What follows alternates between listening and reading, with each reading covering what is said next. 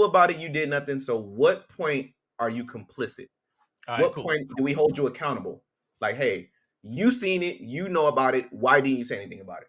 Now, if that's the case, I gotta hold you accountable about it. I can't listen to you no more. I'm done. My ear is closed to you. Because if you vote for something you totally against, what could you tell me? What could you tell me? Well, how can I listen to you? I can't. I'm sorry. I I'm got you. sorry. I got you. I think we'll get into the celebrity side, especially of Trump, because Trump has been photo with people that you're talking about. Trump has been in spaces and places with the types of people that you're talking about, and I do believe that deserves a conversation because I love to see the dance moves that occur.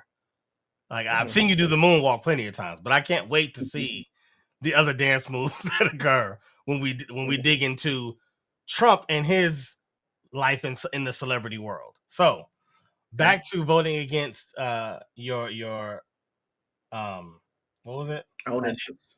Interest. I was about to say influence. Your own interests. So you agreed that there isn't one party that can completely be on board with a person's all of their interests. Yeah. Okay. So with that being said, there's your answer. There's your answer to, well, how can you still vote for somebody and they agree with men being in sports? Like, yeah, you're right. We don't agree with that. There's plenty of people that don't agree with that.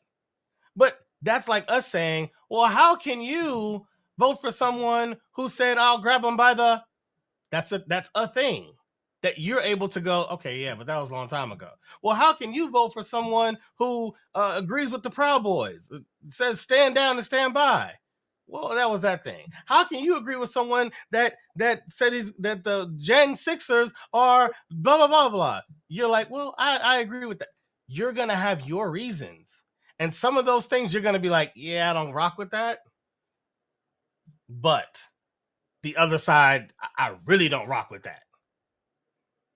You're going to have some of those areas where you try your best in conversation to support, even though you have to acknowledge it, that maybe on the inside you are kind of like, I could do without that. And if he had told me that Biden was the one that said that, or Obama or Kamala, anybody else, I probably wouldn't like that the way that I'm okay with it now. You kind of got to deal with that. So I'm saying that to say I think that is the navigation that all of us are on as Americans in a two-party system. There's no way two parties can completely be the representation of every person perfectly. So you're going to say, what's the best?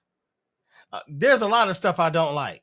Maybe I don't like the taxes. Maybe I don't like the foreign policies. Maybe I don't like the immigration reform. Maybe I don't like the gun policy. Whatever, on both sides. But I got to try to figure out which one has the things that I feel like will make America better. Because to me, it's not about voting what's going to make me better. And some of us are different, because some of us say, well, I'm voting because I didn't make any money. Or I'm voting because Trump gonna put more money in my pocket, or Biden's gonna give me my student loans back. I get more. It's about me. What are you doing for me? I vote based on a community, and so based on a community, some people are gonna look at it like, well, here are the things on this side. Here are the things on this side. Which one do I think actually help the community the best? And so you're gonna get that. So I'm saying that was the answer to, I don't know how people vote against their interests, because they're voting for the other interests. They're not just looking over here going, wow, that's all against my interest. I'll go with it because I'm a Democrat. That's not what's happening. But that's kind of how you frame it. Like, they're just a lifelong Democrat, so they're just gonna vote against their interests. Like, come on, man. Come on. I mean, most Democrat. Well, I'm just speaking for mostly the Black community. Like, in a hood, right? We do things that's against our interests. We care more about, let's say, in California, right? That's where I'm from. That's all I can speak about. We give it to the gangs, right? We don't snitch on people. No, this. Don't talk to the police. Hate the police. But who does it hurt the most? It hurt us. Like, if we have no protection, all we gonna do is join gangs, because like this is what we supposed to do. We're loyal to the street code at the end of the day, even though it's against our own interests, because little kids getting killed in the streets for no odd reason. This is because they're there. At the end of the day, it's against our own interests. We do a lot of things, especially in the culture. We do a lot of things in the hood that's against our own interests. We prop up Sexy Red. We prop up all these other folk. We idolize these people that are not in our best interest, and we always done that. Always. We have never. Now we have starting to question it, saying that, hey, well, what the f is going on a mainstream level? Because before you had to, nobody really spoke out against these like Jay-Z and stuff like that. And P. Diddy, like I said, P. Diddy been doing this for a very long time. I'm not saying he guilty or whatever, but if anything, everybody knew what he was doing.